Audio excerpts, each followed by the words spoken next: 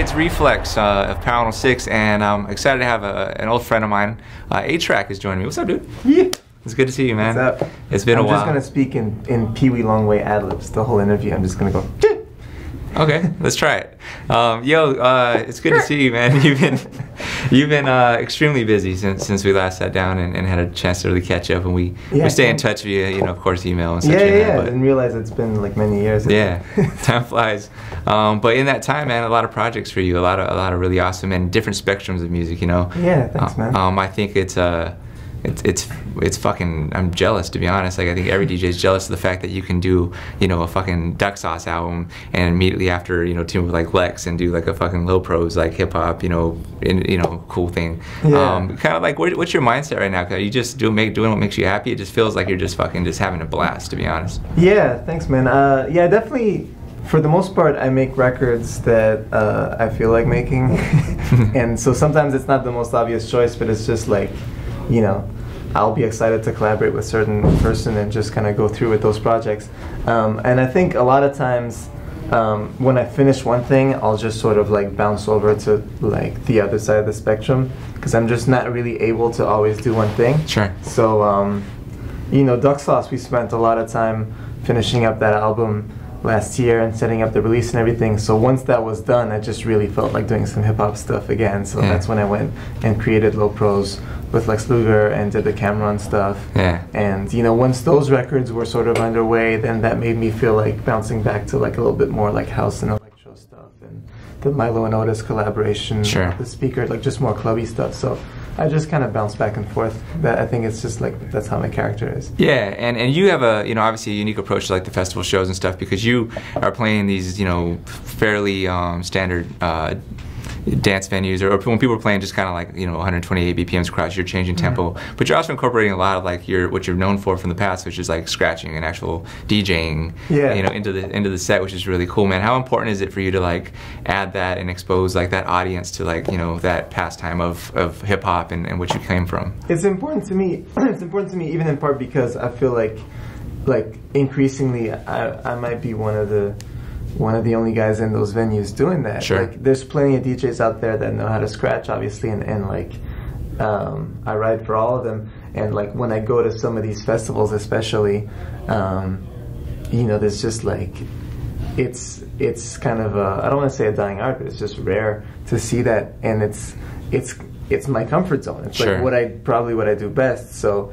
I'm just happy to throw that into my sets, because there's so many DJs. It's like, obviously DJing's exploding like crazy. It's kind of saturated. So anything I can do to like just show my individuality, what I stand for, I just kind of jump for that. It's just I think I'm fortunate that what I'm able to do that shows how different I am happens to be what I'm most comfortable doing anyways. Sure. It's like, of course I'll scratch. I love to scratch. Yeah, okay, sure. Like, it's more like that, Yeah, I have this memory of when I got to fill in for you with when you were on the road with Kanye. Yeah. And he was like, hey, like A-Trak can't make this leg of the shows or whatever.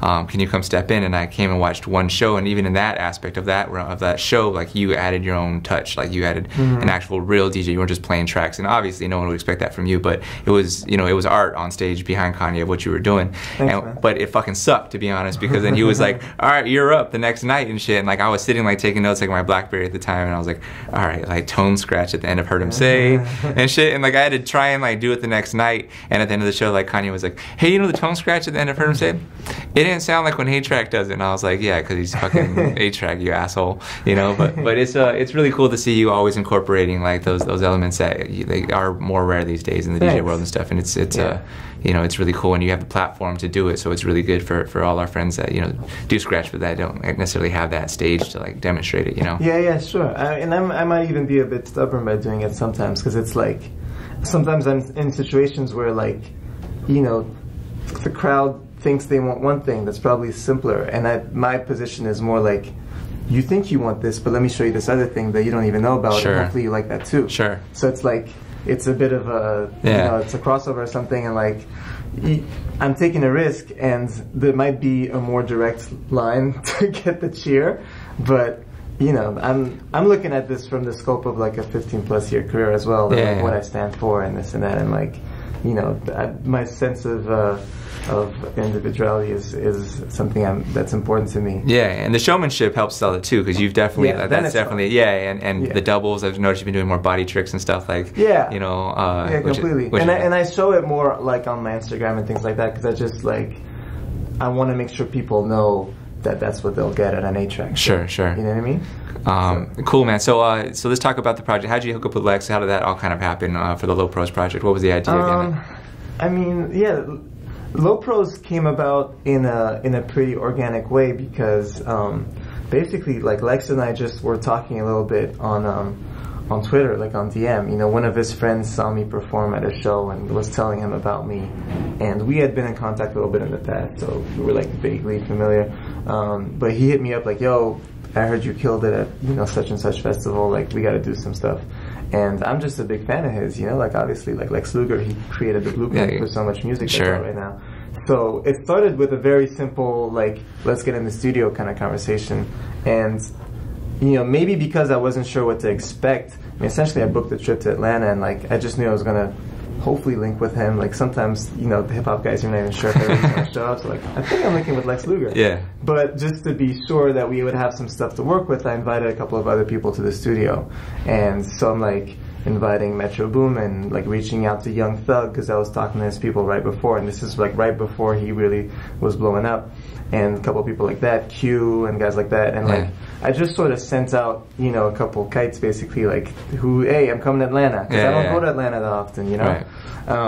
And what ended up happening was like the 3 days of studio sessions where all these people were coming in and everybody was just collaborating, and I left with all these sessions, and then I started reworking some of the stuff and like adding a bit more like modern production elements to some of the tracks and kind of piecing together the puzzle.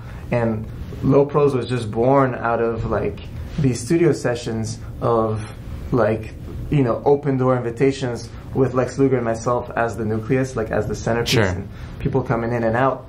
And so we made an EP that we put out a couple weeks ago, simply called EP1, and that's really the hint that there's going to be more EPs. Obviously, we're working on the second one now; it's almost done, and I think there'll be even more after that. And part of the idea for me was like, in the last year or two, there's been this whole trap phenomenon within EDM, and I have a real appreciation for the origins of Southern hip-hop. I've been a fan of Southern rap, even though I'm from Canada, which is very far up north. I've been a fan of Southern rap for a long time, and I know, all those records, whether it be from Atlanta or New Orleans or Memphis or all that stuff, Houston, and like, in my mind, there was a way to connect, like, the two branches of trap music in a sense, and like, Lex being like really like in the foundation of the Atlanta side, and like even the MCs that we choose to work with, all the way to Juvenile and everything, like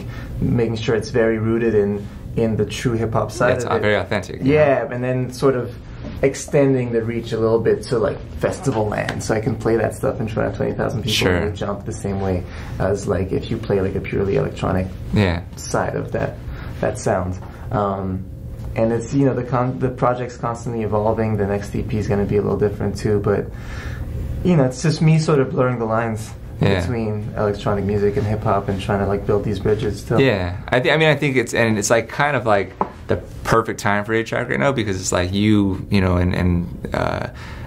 I'd like to throw myself in this category too, come from an age and era of where like you had appreciation for like all genres and and knowledge, like at our this many years in of like the stuff you grew up on and incorporating, and like you said, like you knew the South shit, like the real shit, before it was just taken on a commercial level, and so it's really cool to see, and I'm always looking forward to hearing like where you take it and stuff. It's motivating, Thanks, man. No, for sure. It's like just trying to make the connection between where it's from and where it's going. Like I don't want to be too much on one side. I don't want to be too much of like the historian, but I don't want to be too much of like futurist without keeping a connection to where I'm from. Even a guy like Juicy J, like he's had such a renaissance in the last 2-3 years.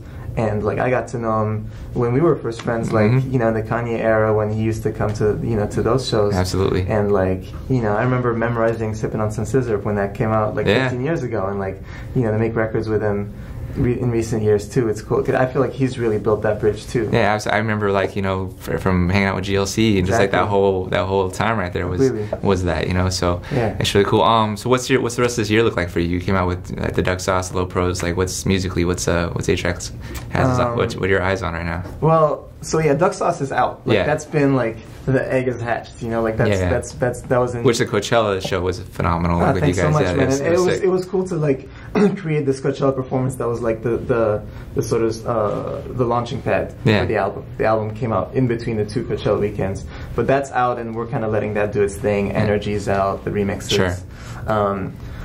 The Cameron project is not out yet. You know, we put out the Dipshits video and Humphrey earlier in the year, but there's a whole EP coming with that. Yeah, so and you've always been a Dipset too. Like you're like hard. Like that's another one. Like so, and they've been. I don't say they need it per se. I hate saying when people need something, but like they needed like a fresh like you know, someone to come in and be like, yo, your shit's still dope. We just gotta like make the shit hot for right now. Yeah, sometimes like with acts like that, there's like a catalyst that's missing, you know. But also Damon Dash himself wasn't as involved in recent years, and like he and I have really been spearheading this new project together. So him being like the oldest, like their OG, and me being the new guy sort of coming in, it helps kind of there's that. Like two sides to catalyze that project. But yeah, the Cameron and A-Trak Federal Reserve project is still coming. Yeah, you know, as I mentioned, subsequent Low Pros EPs, and in between all that stuff, I've got a few more of my own records that I'll be, you know, putting out here and there. So just a few weeks ago, Out the Speakers, my collaboration with Milo and Otis, put that out. I have this record with Andrew Wyatt, the singer from Mike Snow, kind of like a piano house record that's going to come out during the summer, and working on more things for after that. So if anything, like I've got all these different pieces to the puzzle. We're just kind of like, you know, placing each thing. Special thanks to Robert Wayne Footwear and Doc Martin.